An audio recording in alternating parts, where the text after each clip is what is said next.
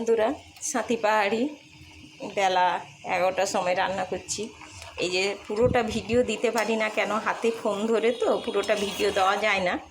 তাই আজকে একটা নতুন তরকারি করছি, শুক্তো করছি। তাই এতে হলুদ বেশি পড়ে না। তা সব রকমের সবজি দিয়ে, কাঁচকলা, বেগুন, আলু, এবার গাজর,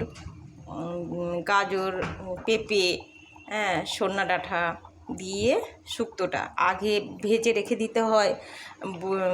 আপনার উচ্ছেটা আর ভেজে রেখে দিতে হয়, বড়িটা, ওগুলো নামানোর সময় দিতে হয়। এটা একটু আদা বাটা দিতে হবে।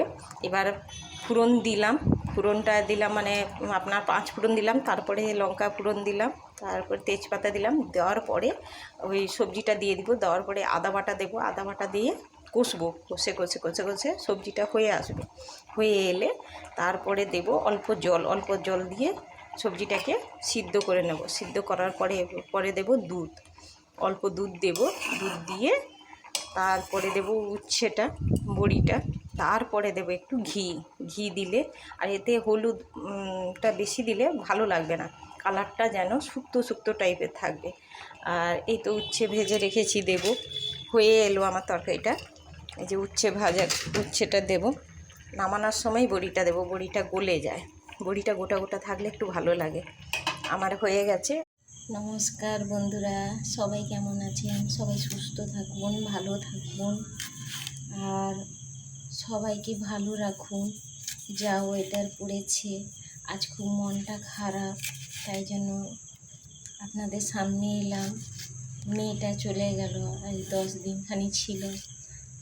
কলকাতায় খুব গরম। সবাই ভালো থাকুক, বাচ্চা কাচ্চারা বাইরে পড়ার জন্য আছে, সবাই ভালো থাকুক, আপনারাও ভালো থাকুন।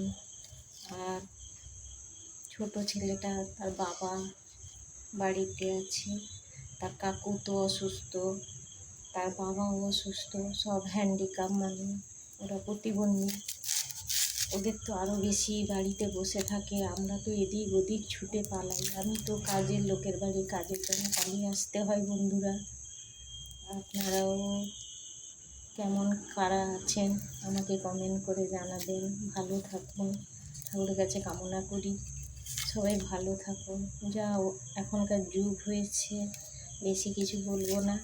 এই যে রুটি করে উঠলাম, আর রাত 8টার সময় ওনাদেরকে খেতে দেবো। মনটা খুব খারাপ, মেয়েটা ছিল এতদিন, চলে গেল।